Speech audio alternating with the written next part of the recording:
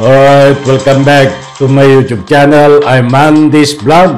Ito mga kaibigan, gusto kong ibahagi sa inyo. Huwag nyo pong kaligtaan na panoorin po natin ito kapag may pagkakataon kayo. Actual video ng pagsasanay ng sundalo ni Kibuloy. Naku po, ganito katindi ho. Si Kibuloy, may sariling sundalo, may sariling senador. Aba, ay mga kaibigan, sa puntong ito ay gusto ko pong ibagi sa inyo ang nilalaman ng video na ito. Matindi talaga ang pagsasanay.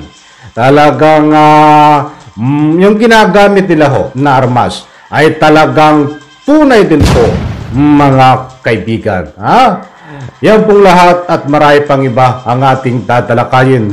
At kung bago pa lang po kayo sa aking maliit pa na YouTube channel, inaanyayan ko po kayo, please subscribe, sabay-sabay po nating i-like ang video na ito kung nagustuhan nyo po. Ako'y muling nakikiusap mga kaibigan, kung pwede lang, patapusin po nating panoorin ang kabuuan ng vlog na ito kapag may pagkakataon po kayo at nasa ganon. Lubos po nating maunawaan, kaibigan, actual video ng pagsasanay ng sundalo ni Kibuloy. Samahan niyo po ako panoorin.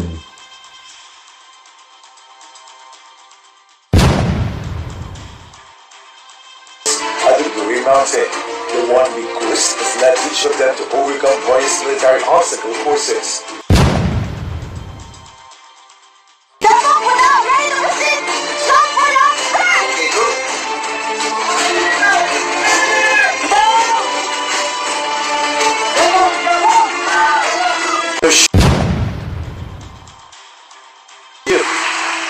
Goal-oriented, fruit-oriented, result-oriented. Ang anak, overcomer.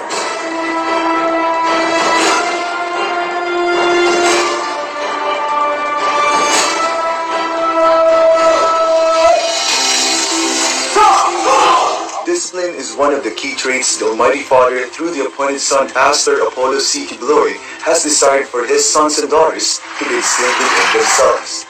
To learn such, selected full-time miracle workers from different satellites have undergone military discipline through basic military orientation and training at the Covenant Mountain and Paradise Garden of Eden Restored.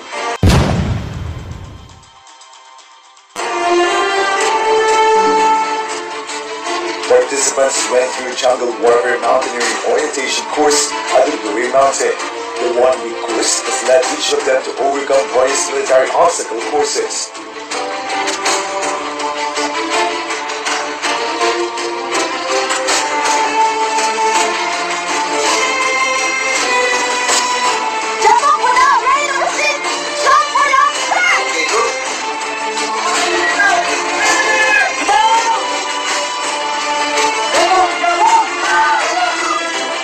Action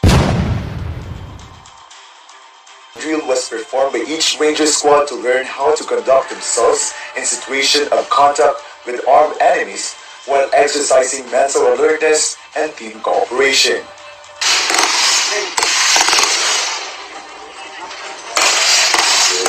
Kailangan din mag-endurance, lalo-lalo na pag sa area.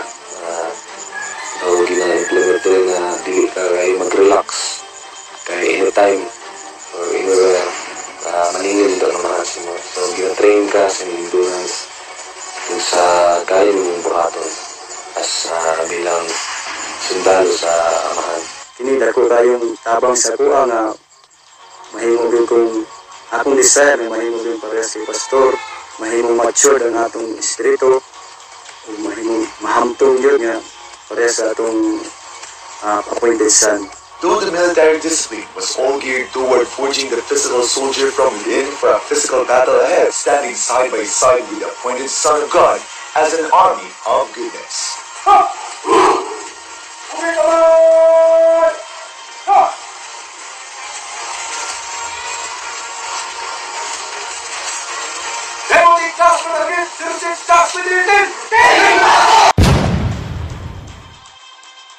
Alright, shoutout po sa lahat mga kaibigan. Kumusta po kayo? At yan ho, maliwanag po diyan sa gulong ng video. Talagang matindi. Kaunting paunawa lang po. Yung mahaba po yung video na yan, hindi ko na ho pinakita lahat dahil yung iba ho ay baka hindi kaya-aya ho sa mata ni YouTube. At baka maparusahan naman po ako. Kaya pinili ko lang po yung medyo hindi masyadong matindi ang training. So maliwanag po mga kaibigan dito, ayan po isang private army ni Kibuloy. Aktibo at handang magbuwis ng buhay. Maliwanag po diyan sa video na yan na talagang napakatindi na kanilang pagsasanay, paghahanda para idepensa itong si Kibuloy. Kaya't malakas ang loob ni Kibuloy doon sa mga kumakalat na audio tape.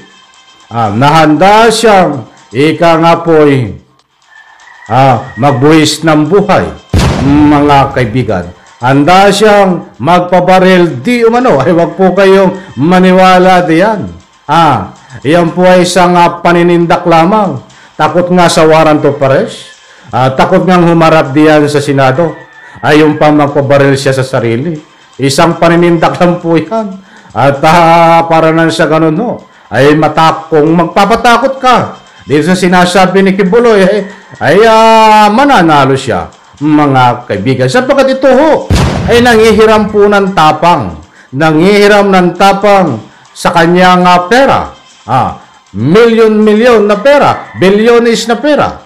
Nangihiram po ito ng tapang siya ngayon sa kanyang mga protektor. Nangihiram po siya ng tapang ngayon, diyan ho, sa kasalukuyan ngayon, nakasama niya at nagpuprotekta din sa kanya ito, mga private army niya, nakasundaluhan, ang mga kaibigan. Napakarami yung nilabag dito. Nilabag ni Kibuloy. Unang-una, itong pagsuot ng uniforme, mga kaibigan. Alam po naman natin na hindi po allowed ang sino man sibilyan na hindi po membro ng AFP. At siyempre kung ikaw ay isang reservist, allowed ka. Ba't ganyan sibilyan ho? Na membro ng kinaaniban na relihiyon ay hindi po allowed, mga kaibigan. At yan po ay talagang pinagbabawal ng gobyerno. Kaya bigyan po dapat ito ng pansin. Na kung sino ang mga involved dito na mga private army, nakasundaluhan ni Kibuloy, ay sana naman po ay masagi sa puso at isipan kung sino man ang mga kinauukulan dito na nag-iimbestiga, hindi ko na isa-isahin, at kung sino man ang kapulisan na ika nga po involved dito sa paghuli, hindi ko na rin isa-isahin. NBI, gumawa po kayo ng paraan dahil malaking way din po ito para matreso ang kinaroroonan na Kibuloy kung saan man siya nagtatago. Ano po ang ginagawa ng napakalaking budget na intelligence fund ng ating kapulisan, lalong-lalo na diyan po sa Davao? Nasaan po yung intelligence fund na yan? Na dapat yan ay ginagamit sa proper, dapat pagamitan. Katulad ngayon, kailangan gamitin po yan sa pag-gather po ng intelligence kung saan man naroroon. Ito si Kibuloy. Maraming wiho. Marami ang membro. Marami ang membro, inuulit ko nitong ikangay kasundaluhan ni Kibuloy. Hindi ko na kayo tuturuan. At alam kong matalino kayo dyan sa mga nasa intelligence. Gumawa kayo ng paraan kung paano nyo ikangay makapag-gather na intelligence, hindi lang po mismo. Dito sa ikangapoy, pagkatao ni Kibuloy, nandiyan ang private army niya. May mga kamag-anak yan. May mga kadugo yan. Hindi ko na dapat isa-isahin. Mahabang istorya gumawa kayo ng tulay. Mag-gather kayo ng impormasyon. Kung ano ang tulay para matrace kung nasaan ang kinaruruan ni Kibuloy. Talagang, ang problema nga mga kaibigan, kahit malaki ang intelligence fund, ay hindi naman ginagamit sa tamang paraan, nagbubulag-bulagan, nagiging pipi, at pinapaikot pa ang taong bayan, lalong-lalo na diyan po sa PNP Davao. Mga kaibigan, Ay naku po, ito po ay isang malaki na dapat paghandaan. Naku, dapat masulpo itong ika nga po kaso ni Kibuloy sa pamamagitan po ng mapayapa na paghuli, mapayapa na pagsuko, mga kaibigan. Bagamat po't pakita diyan na alam po natin, alam po malawak ang inyong kaisipan. Yan po mga nag-training na yan, nagsasanay na makikita po natin sa video. Iyan ho, ay ka nga po kasalukuyang kasama ngayon ni Kibuloy na siyang pumoprotekta kay Kibuloy. Isa sa mga humaharang at nakapront ho yan bago makita si Kibuloy. Alam ko naman po, ang gobyerno natin ay may sapat may kangay kaukulan kung sino ang uhuli dito. Ba't hindi po lahat, mga kaibigan? Bakit hindi ko po nasabi hindi lahat? Katulad po diyan sa PNP Davao. Ay palagay ko ho, ay bihira na nagtitiwala. Pumasyal po kayo sa social media. Ay halos wala na po magtiwala sa PNP Davao. Na ika nga po siyang humawak at tumulong sa paghuli dito kay Kibuloy. Mga kaibigan, yun ang gusto kong ipunto. Ay sino pa ang uhuli dito, mga kaibigan? Kung ang mismong PNP Davao ay nagkakaroon po ng duda ang taong bayan. Kaya hanggang ngayon po ay hindi na uhuli itong si Kibuloy. Ang NBI din po ay nagkakaroon ng duda ang taong bayan. Kaya't panahon na po para magising din kung sino man ang nakakasakop dito para magkaroon ng kaukulang aksyon. At nasa ganun po, magkaroon po ng reshuffle, gumawa ng tamang paraan na wala po duda, mga kaibigan. Dahil noon pa man sa mga binaybitawan na ika nga po mga salaysay ng pulis ay hindi po akma sa kanilang galawan na parang lumalabas bagamat wala po itong kumpirmasyon, lumalabas na talagang nagkakaroon po ng duda, kaya hindi nahuhuli si Kibuloy, mga kaibigan. So maliwanag po dito, nandiyan actual video na pinakita ko po sa inyo, ang actual na pagsasanay ni Kibuloy, at iyan po, pagsasanay na yan ay naganap po doon sa kanyang ari-arian na nasasakupan.